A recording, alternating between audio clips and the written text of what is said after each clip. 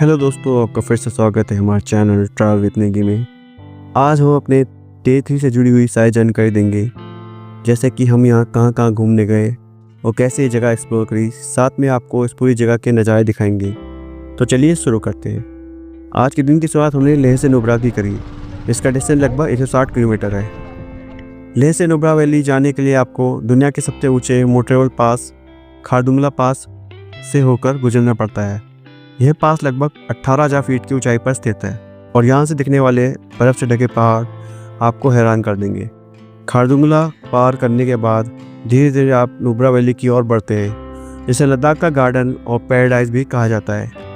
यहाँ की खासियत है सायक और नुब्रा नदियाँ, जो मिलकर इस घाटी को और भी खूबसूरत बना देती है। नुब्रा वैली पहुँचने पर सबसे पहला आकर्षण है Hunder sand dune. Hunder sand dune Nubra valley की सबसे खास जगहों में से एक है। इसे लद्दाख का कोल्ड डेजर्ट भी कहा जाता है। यहाँ पर ऊंचाई पर बसा हुआ रेगिस्तान देखने का अनोखा अनुभव मिलता है। यहाँ की सबसे बड़ी आकर्षण है डबल हम्प कैमल्स। ये ऊँट दुनिया में बहुत ही कम जगह पाए जाते हैं और उनकी सवारी करना हर पर्यटक के लिए एक यादगार अनुभव होता है। दिन में जब धूप रेत पर पड़ती है तो यहाँ का नज़ारा बिल्कुल किसी फिल्मी सेट जैसा लगता है। सूर्यास्त के समय हुंडर सैंड ड्यून का दृश्य और भी खूबसूरत हो जाता है। दूर तक फैली रेतीली ज़मीन, चारों तरफ ऊंचे ऊंचे बर्फ से ढके पहाड़ और बीच में बहती सायोक नदी, ये सब मिलकर इसे एक जन्नत जैसा बना देते हैं। यहाँ पर आप कैमल की सफारी के अलावा क्वाड बाइकिंग और कल्चर शो का मजा भी ले सकते हैं। रात को पास के कैंप में रुककर बोनफायर और तारे भरे आसमान भी देखना एक अलग ही एडवेंचर है। इसके बाद घूमने लायक जगह है डिस्किट मठ। डिस्किट मठ नुब्रा वैली का सबसे पुराना और सबसे बड़ा बौद्ध मठ है।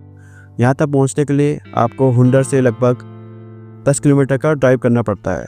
रास्ते में पहाड़ों और घाटियों का नज़ारा आपकी यात्रा को और भी खास बना देता है। मठ की सबसे खास पहचान है यहाँ की 106 फीट ऊंची मैत्रेय बुद्ध प्रतिमा।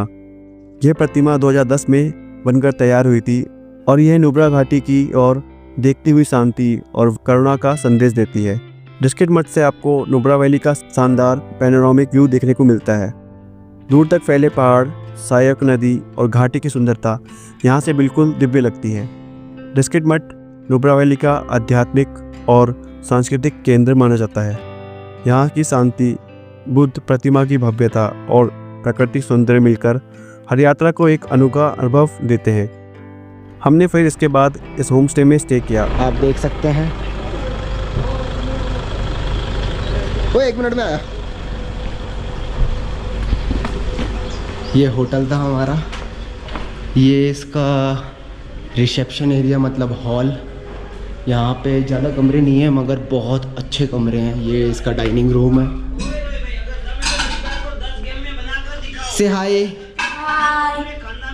ये डाइनिंग रूम है। खाना बहुत बढ़िया था। बाय।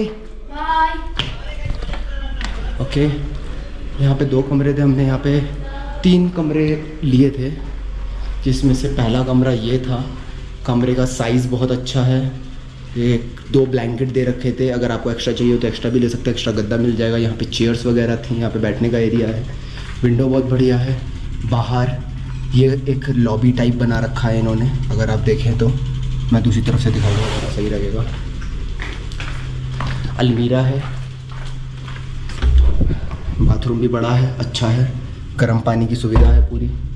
यहाँ पे टीवी भी दे रखा है। टीवी के अंदर डिश है, साइज सेम है।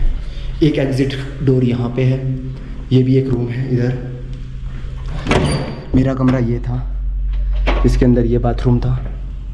पूरा अच्छा बड़ा बाथरूम है, गर्म पानी, पूरा सब कुछ सही अच्छे से। और हमारा रूम ऐसा था, जिसके अंदर ये अलमीरा दे रखी थी। एक एक्स्ट्रा बेड दे रखा था अगर के इन केस अगर आपको ज़रूरत पड़े तो।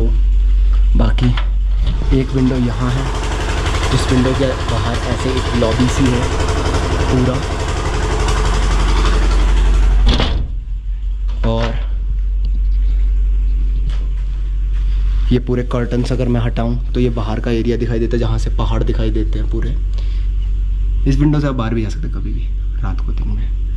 और प्रॉपर दोनों तरफ से लॉक है इस विंडो में, ऊपर और नीचे। अगर मैं खोलूँ इसे तो ऐसे दिखाई देता है। बहुत एरिया है इनके पास। बैठने का, बॉनफायर करने का, सब अच्छा है बहुत।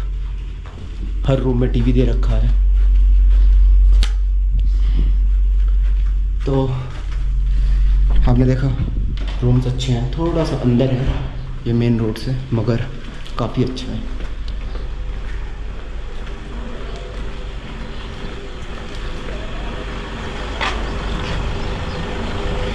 यहाँ पे आप बॉनफायर कर सकते हैं, यहाँ बैठ सकते हैं, सिटिंग एरिया यहाँ पे भी है, यहाँ पे भी है।